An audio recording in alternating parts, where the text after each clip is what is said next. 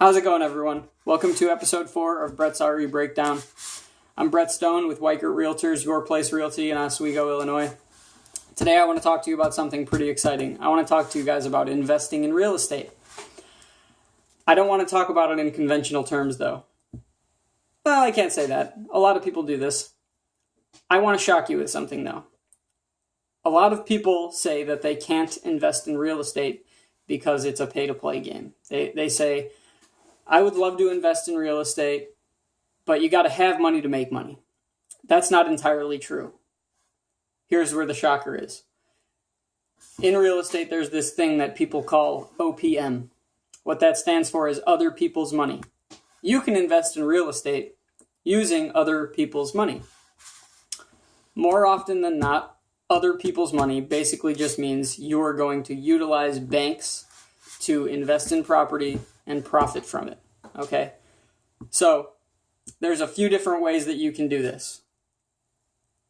First way that you can think of, or that I can think of, I covered in Brett's RE Breakdown episode 1. Be the landlord, not the renter. I don't know if you guys recall.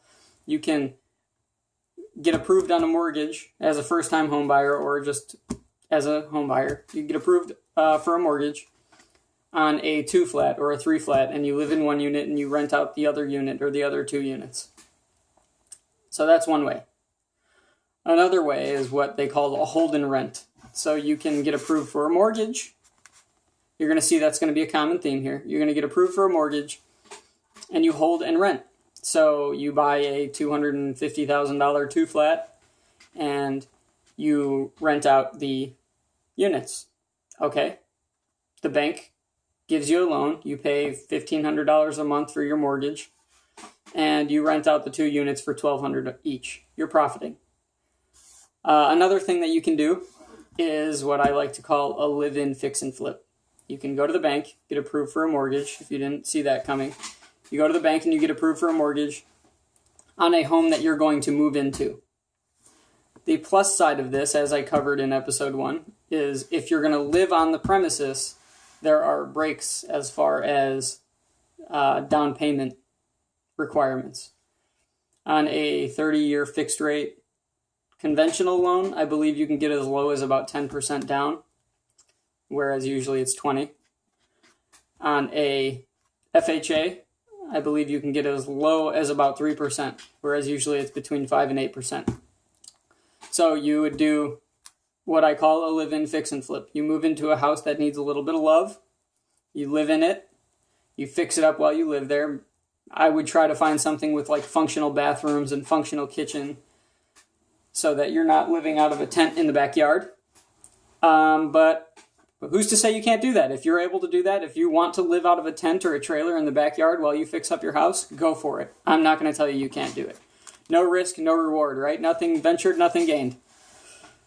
Another thing you can do is just a normal fix and flip, which is what you see on all these upper fix and flip shows on HGTV, where you go to the bank, you get approved for a mortgage, you put that 20% on a conventional loan down, or that 5 to 8% on an FHA loan down, and obviously for all these loan approvals, you have to have income and debt to credit ratios that justify the approval. But a fix and flip, you buy a property that needs a little love with the bank's money, you fix it up, and then you relist it. So let's say you buy it for $100,000, you fix it up, you put $10,000 into it. Oh, and if you're wondering, how am I going to fix up a house if I don't have any money? There are things called renovation loans. If you have what it takes to get approved for a renovation loan, you basically go to the bank. A lot of times they require you to bring contractors that they approve into the project, and you buy a house for $100,000. You say you need $15,000 budgeted to put into it. The bank gives you $100 or $100. I wish. The bank gives you $100,000 to buy the property. Then the bank also grants you the loan to pay the contractors. Some of you may not have known that. That's a huge perk working with banks. You don't use any of your own money except down payment money. And then you renovate the property. and say you put $15,000 into it, you put a total of $115,000 into a loan from the bank, and then you relist that property for $150,000. There, you just made $35,000 after closing costs. You pay a few $1,000s in closing costs and taxes. Let's just say, for the sake of good order, you made $25,000. But you did it without using any of your own money. That down payment money that you put in, you got back. Another thing you can do if you're looking to get cash to use at your own will,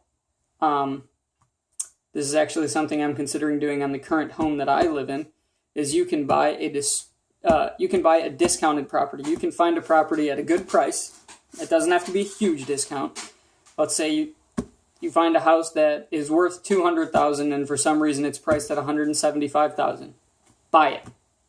You buy that on an FHA or a conventional loan, you move into it, and that can be your start to real estate investing, and I'm going to tell you how. So you buy for $175,000, it's worth $200,000, you move in, you have what you call instant equity. As soon as you sign those closing papers and you pay your closing costs and you get the keys and go to your house, you have instant equity. You paid $175,000 for it, it's worth $200,000. You have $25,000 in equity.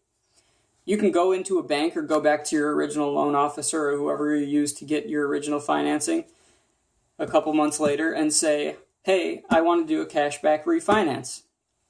So what they're going to do is they're going to adjust your loan terms.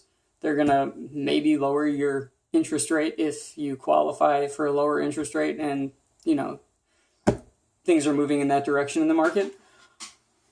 And they are going to go through a bunch of finance jargon with you and get you to sign some paperwork. Basically, what's going to happen is they're going to bump your loan term back up to 30 years. They're going to go back up to your original loan amount at the worth of the home. They're going to give you the difference between the worth of your home and the original loan that you took out, which is $25,000. Long story short, you are going to leave, through the process of a cash-out refinance, you are going to leave with that $25,000 in equity in cash in your bank account within days. And you can then use that to go put a down payment on another property. You see where I'm going with this? It's kind of like a lather, rinse, repeat situation. You buy a home, cash-out refinance, use that cash-back refinance to put down payment on another property.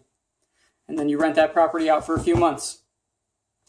And then you do a cashback refinance on that property and go buy another property, rent that property out for you can just go and go and go and go and go. So keep in mind these are all hypothetical situations. There is risk involved. But the moral of the story here is there are ways to invest in real estate without having gobs and gobs of money to throw into properties. I hope this was kind of useful for you guys. If anyone has any questions, concerns, comments, leave the comments below. Questions and concerns, feel free to go to my website, brettsrebreakdown.com. That's BRETTSRE breakdown.com. Ask me anything you like. If you scroll down on my homepage, on the bottom right of the page, there's a little contact me section. You can put your name, phone number, email address, however you want me to contact you, a little blurb about what you need. I will get an instant notification on my phone, and I will reach out to you as soon as I possibly can. Thank you guys for joining me for episode 4 of Brett's RE Breakdown. If you guys think that it's really, really impossible to get into real estate investing, I have news for you. The Cubs just won the World Series. Anything is possible. You can do it. They did it, you can do it. Nothing ventured, nothing gained. Thank you guys for paying attention.